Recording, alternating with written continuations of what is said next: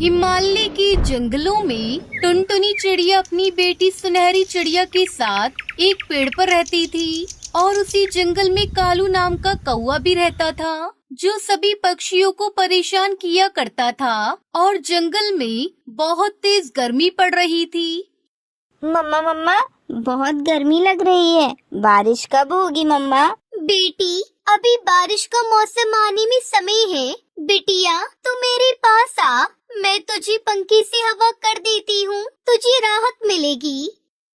लेकिन फिर भी टुनटुनी चिड़िया की बेटी को तो बहुत गर्मी लगती है और वो टुनटुनी चिड़िया से कहती है, मम्मा मम्मा, चलो ना नदी किनारे चलते हैं, वहाँ पर ठंडी ठंडी हवा चलती है और हम वहाँ पर ठंडा ठंडा पानी भी पी लेंगे।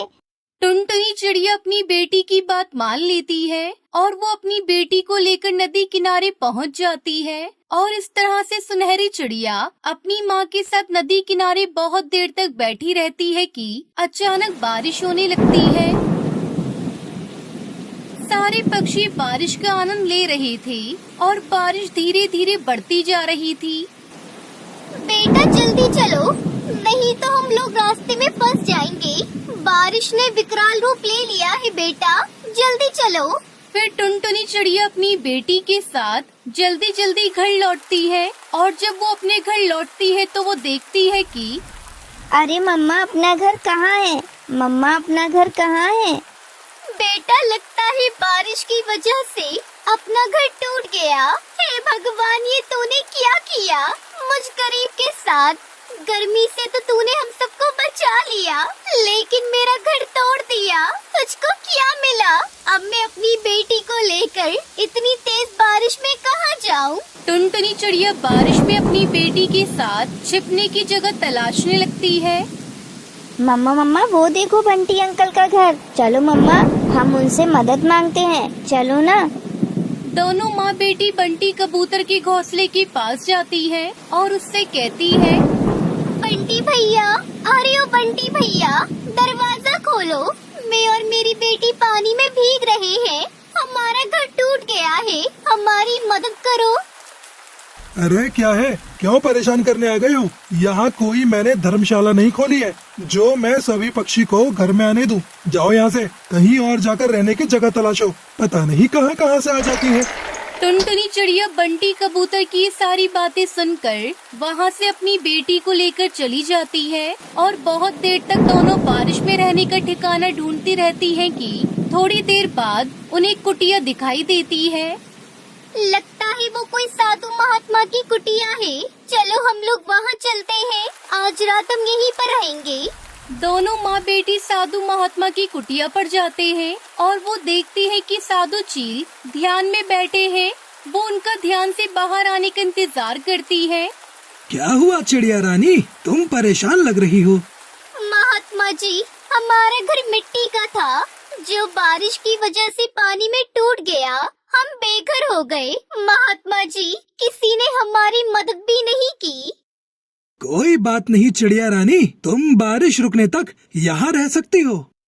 महात्मा जी, आपकी कुटिया तो लकड़ी की बनी है, पर ये बारिश में क्यों नहीं टूटी? बारिश में तो लकड़ी गल जाती है ना? वो इसलिए बेटा, क्योंकि ये जादुई लकड़ी से बनी है और ये कितनी भी बारिश या फिर तूफान आने पर भी इसका कुछ नहीं बिगड़ेगा। ये लो जादुई लकड़ी, इसे साधारण लकड़ी के साथ मिला देना और फिर अपना घर बनाना, फिर वो भी नहीं टूटेगा। थोड़ी देर बाद बारिश भी रुक जाती है और टुनटुनी चिड़िया महात्मा जी की दी हुई जादुई लकड़ी से अपना घर बनाती है। पूरे दिन मेहनत करने के बाद टुनटुनी चिड़िया अपना लकड़ी का घर तैयार कर लेती है। फिर दोनों माँ बेटी जब अपने लकड़ी के घर में प्रवेश करती हैं तो वो अंदर से बहुत ठंडा होता है और वो बहुत खुश होते हैं। मम्मा, घर तो बहुत ठंडा है, इसमें तो गर्मी भी नहीं लग रही है। वाह मम्मा, महात्मा जी की लकड़ी ने तो कमाल कर दिया। ऐसा घर पूरे जंगल में किसी और का नहीं होगा मम्मा। फिर दोनों माँ बेटी खुशी खुशी उस लकड़ी के घर में रहने लगती हैं। लेकिन उनकी खुशी को उस जंगल में रहने वाले दुष्ट कालू कौवे से देखा नहीं जाता और वो एक दिन मौका पाकर कालू कौवा उनकी लकड़ी के घर पर कब्जा कर लेता है। जब वो दोनों माँ बेटी पानी पीकर नदी किनारे से वापस आती हैं तो वो देखकर हैरान रह जाती है। कालू कौआ उन दोनों से कहता है, और आ गई तुम। मुझे तुम्हारा ही इंतजार था। आज से ये घर मेरा है, तुम ये घर भूल जाओ। कालू जी, बहुत मुश्किल से हमने बरसात के मौसम में ये घर बनाया है। अब हम माँ बेटी कहाँ जाएंगे?